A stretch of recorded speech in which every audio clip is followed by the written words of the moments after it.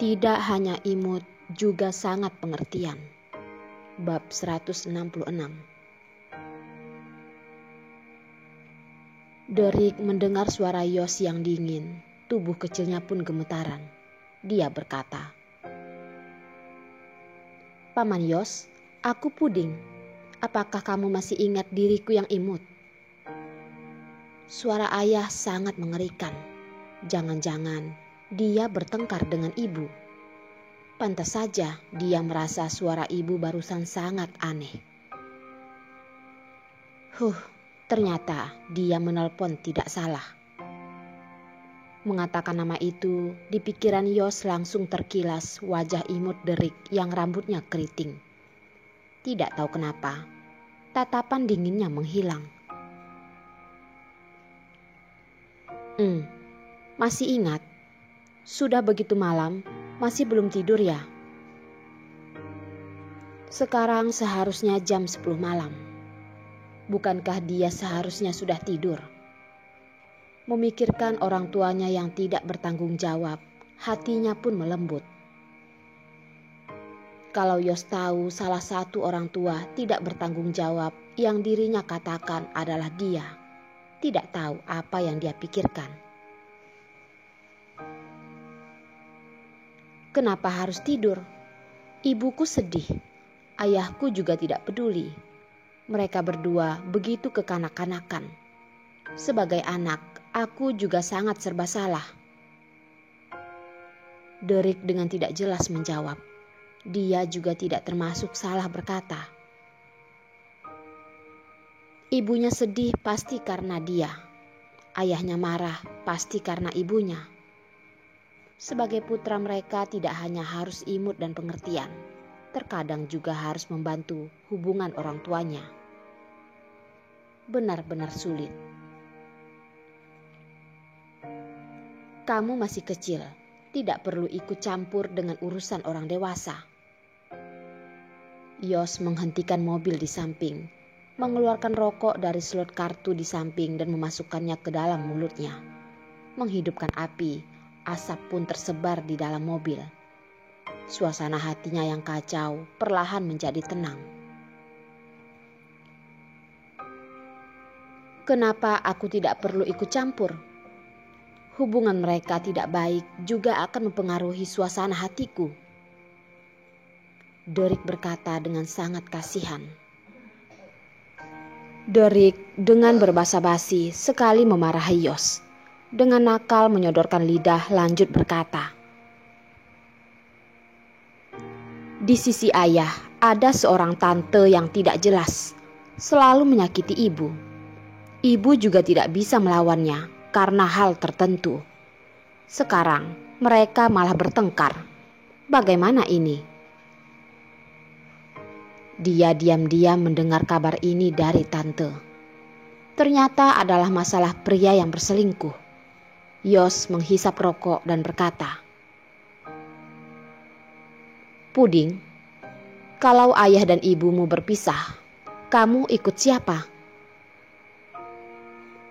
Tentu saja ibu. Ayah yang seperti itu bisa diganti. Jawab Derik dengan jujur. Membuat mata Yos mengedip. Kenapa dia merasa sangat tidak nyaman saat Puding mengatakan ini? Setelah berpikir, ayah yang Puding katakan tidak ada hubungan dengan dirinya. Dia pun menghindari rasa yang aneh itu. Kalau kamu sudah tahu, maka jaga ibumu baik-baik saja. Korban dalam sebuah perceraian umumnya adalah anak. Tapi anak dengan kepribadian Epen Great begitu menolak ayahnya. Pria yang menjadi ayahnya benar-benar gagal. Derik pura-pura terpaksa berkata, tapi aku tidak ingin ibuku sedih. Ibu sepertinya masih memiliki perasaan pada ayah. Ayah juga tidak seperti tidak menyukai ibu. Masih ada perasaan. Yos teringat Darlin yang sendirian di rumah sakit. Kenapa dia harus marah? Kalau bukan karena dia meninggalkannya sendirian, Jane juga tidak akan memiliki kesempatan untuk mendekati Darlene. Sebenarnya dia sedang marah pada dirinya sendiri yang terlalu ceroboh dan membuatnya terluka. Paman Yos, apakah kamu masih mendengarku? Kamu rasa keadaan ayah dan ibu masih ditolong atau tidak? Sebenarnya ibuku sangat cantik dan baik, juga sangat kuat, dan juga ada paman lain yang sedang mengejarnya. Derek melihat Yos begitu lama tidak berbicara, mengira Yos tidak ingin menghiraukannya. Dengar. Yos tersadar dan tersenyum. Di hati anak, ibunya adalah orang yang paling sempurna. Dia bisa mengerti. Jadi, bagaimana menurutmu? Lebih baik ganti ayah saja. Paman lain juga tidak buruk. Derek sedang menebak. Kalau sampai ayahnya mengetahuinya, apakah dia harus berpura-pura lupa ingatan? Mungkin ayahmu bukanlah orang seperti itu. Wanita jangan terlalu keras. Melemah di waktu yang diharuskan mungkin akan membuahkan hasil yang berbeda. Yos tahu kalau Puding tidak akan mengerti. Dia mengatakan hal ini padanya karena di dalam otaknya terus muncul wanita yang tatapannya terlihat sedih itu. Dia sendirian di rumah sakit. Pasti akan menangis lagi kan? Itu karena ayah terlalu kaku. Pria, kalau tidak bisa romantis sangat rugi. Di luar ada begitu banyak pria ganteng. Ibuku juga begitu hebat. Aku benar-benar mengkhawatirkan ayahku. Kenapa Yos merasa nada bicara Puding seperti sedang kasihan padanya? Dia sama sekali tidak tertarik dengan ibunya yang hebat itu.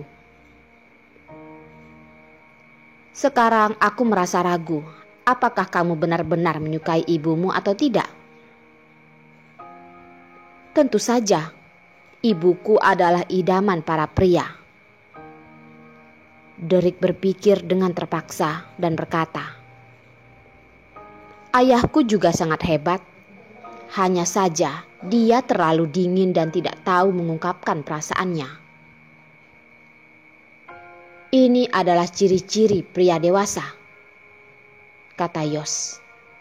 Tidak dipungkiri Yos memang adalah pria yang suka mengontrol segala hal. Tidak peduli melakukan apapun, dia juga tidak suka memamerkannya. Derek dengan baik hati memperingatinya. Memang benar, tapi apakah kamu rasa wanita akan menyukai pria yang perhatian padanya? Atau pria yang suka berkorban di belakangnya, namun adalah pria yang sama sekali tidak dia ketahui? Ayah, kamu ingin menggoda wanita seperti ini benar-benar tidak bisa. Kalau begitu, ibu mana mungkin tahu kamu begitu baik padanya? Di dalam buku tertulis, wanita adalah makhluk yang sangat mengandalkan perasaan. Hanya dengan memberitahunya, dia barusan akan tahu. Apakah kamu ingin ibu menebaknya sendiri? Dan dia juga sudah mengatakannya dengan sangat jelas. Ayah mana mungkin tidak mengerti. Ayahnya benar-benar bodoh. Tatapan Yos bersinar. Dalam hati memikirkan wanita yang ingin dia rindukan. Nada bicaranya juga menjadi buru-buru. Masalah orang dewasa, kamu jangan ikut campur. Sudah malam, cepat tidur. Ada waktu aku akan mengajak orang tuamu bertemu. Mendengar dia ingin mengajak orang tuanya bertemu, Derek buru-buru berkata,